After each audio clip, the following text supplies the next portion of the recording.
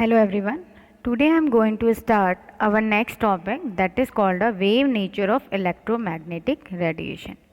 Wave nature of electromagnetic radiation is discovered by James Maxwell in 1870. यानी wave nature of electromagnetic radiation की जो theory थी वो James Maxwell ने 1870 में डिस्कवर किया था. Firstly, I am going to discuss about the what is the electromagnetic radiation.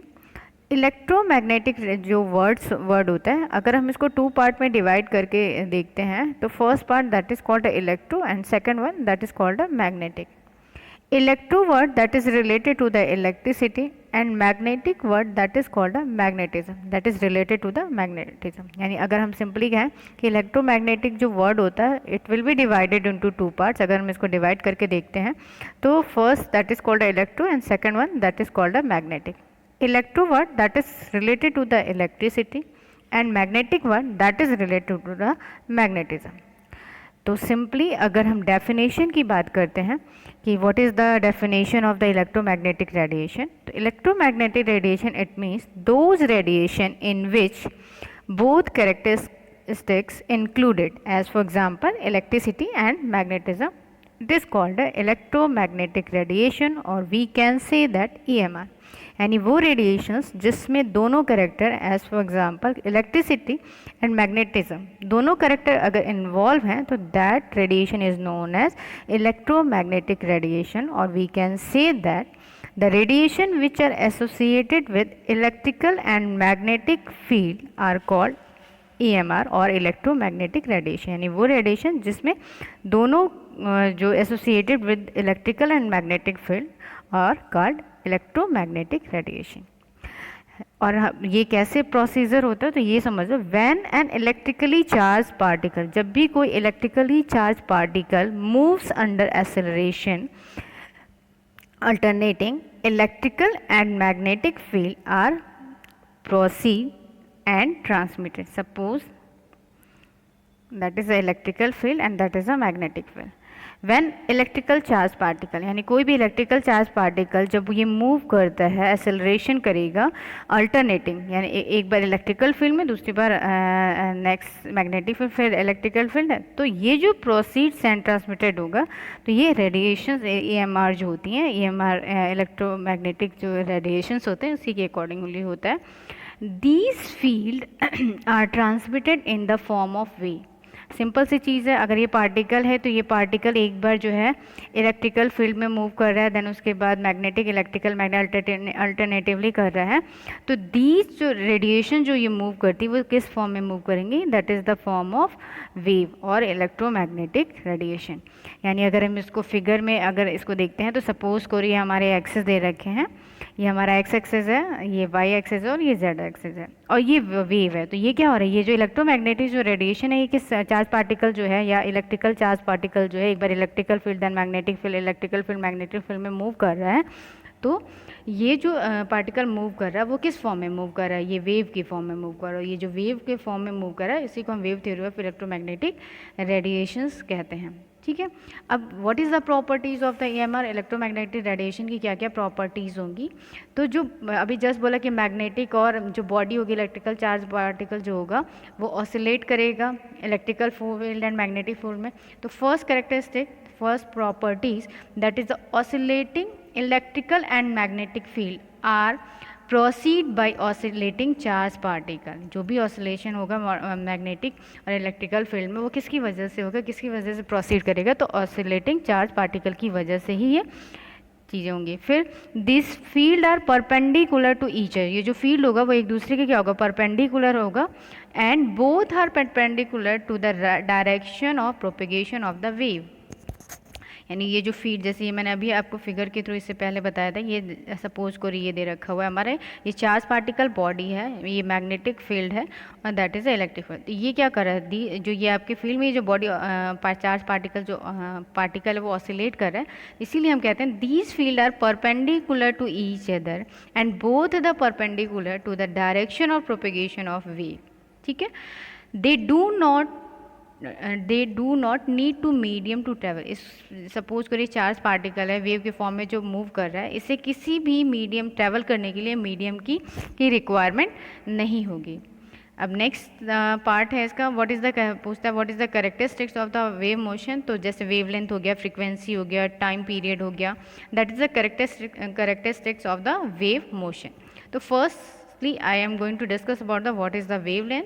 तो the distance between the two nearest crest और थ्रो, जो भी डिस्टेंस दो नियरेस्ट, या तो हम क्रस्ट की बात करें या थ्रो की बात करें, दोनों के भी जो नियरेस्ट डिस्टेंस होगा that is called a wavelength. सब ये ऊपर वाला जो पोर्शन होता है इसको, ये जो होता है that is called a crust, ठीक है। और जो नीचे वाला जो पोर्शन होता है that is called a trough. तो जो नियरेस्ट डिस्टेंस होगा, जो दोनों क्रेस्ट का या फिर दोनों थ्रो के बीच का जो नियरेस्ट डिस्टेंस होगा that is called a wavelength and it is denoted by the lambda. तो जैसे ये ऊपर वाला पोर्शन अपर साइज होता है that is called a crust and जो लोअर साइड होता है दैट इज़ कॉल्ड थ्रो। तो दो नियरेस्ट, सपोज करो ये दोनों नियरेस्ट हैं, तो दोनों नियरेस्ट के बीच का जो डिस्टेंस होगा that is called a wavelength, और या फिर दो थ्रो के बीच का जो नियरेस्ट डिस्टेंस होगा that is called a wavelength and it is denoted by the lambda. फिर नेक्स्ट आती है frequency. What is the frequency? तो the number of waves which pass through a point in a 1 second, 1 second में भी जो भी number of waves पास हो रही हैं that is called a frequency. यानी इट मीन सिंपली डेफिनेशन अगर हम बोलते हैं तो number of waves which pass through a point in 1 second that is called a frequency and it is denoted by the new. And new, what is the new? New is the frequency and nu is equal to the c by lambda, where c is the speed of light or speed and lambda that is called a wavelength, ठीक है। या c हम या simply बोल सकते हैं c is the velocity and lambda is the wavelength and nu is the frequency. What is the unit of frequency? तो जो फ्रीक्वेंसी की जो यूनिट होती है that is called a hertz. Next that is called a velocity. Next जो आपकी characteristic है that is called a velocity. Velocity क्या होगा? Velocity it is denoted by c and it is defined as the distance covered in 1 second by the wave. यानी wave के द्वारा जो भी 1 सेकेंड में जो भी डिस्टेंस कवर किया जाता है that is called a velocity and it is denoted by c. Next characteristic that is called a wavelength. Wavelength that is denoted by the v bar, and this is reciprocal of wavelength, that is number of wavelength per centimeter. यानी जो आपकी wave number होगी this is reciprocal of wavelength, ठीक है। ये reciprocal होगा wavelength का होगा and that is number of wavelength पर centimetre and it is denoted by v bar and v bar is equal to 1 by lambda. So that is the characteristics of the EMR, ठीक है। Next आता है limitation. तो limitation of the electromagnetic radiation. तो limitation जो भी होगा आपका, लिमिटेशन हम ओरली डिस्कशन कर लेते हैं।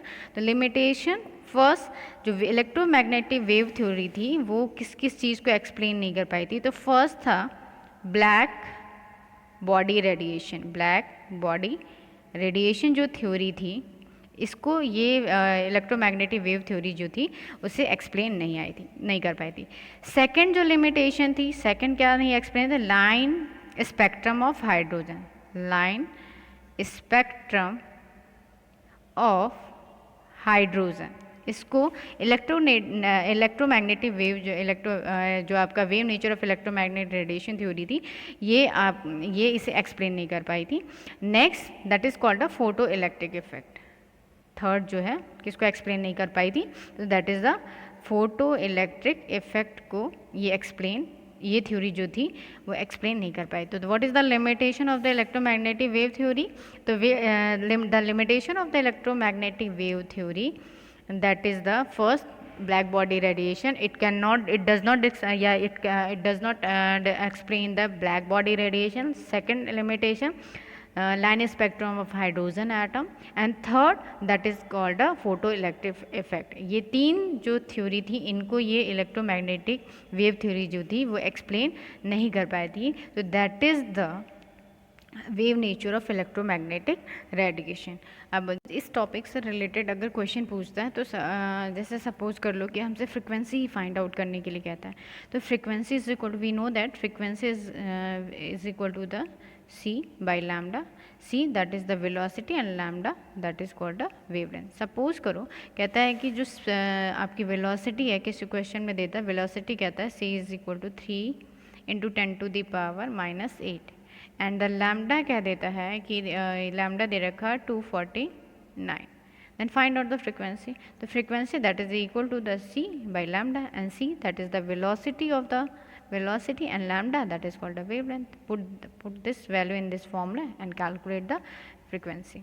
इसके बाद नेक्स्ट सपोज करो आपसे कहता है कि वेव नंबर फाइंड आउट करो, तो wave number is equal to होता है 1 लैम्डा, लैम्डा आपको गिवन होगा, लैम्डा अगर सपोज करो दे रखा 249, then find out the wave number, wave number is equal to the bar is equal to the 1 by lambda, lambda आपको गिवन है, यहाँ वैल्यू पुटअप करो, आपको पता चल जाएगा वेव नंबर क्या हो जाएगा। ठीक है, तो इस तरीके हम क्वेश्चन अगर हमें देता है तो हम इसको सॉल्व भी कर सकते हैं। अब क्वेश्चन मैं कोशिश करूँगी क्वेश्चन तुम लोगों को भेज दूँ और उस क्वेश्चन को तुम लोग सॉल्व करो, नहीं तो एनसीईआरटी में क्वेश्चंस दे रखे हैं उसको सॉल्व करना, जो प्रॉब्लम होगी पूछ लेना।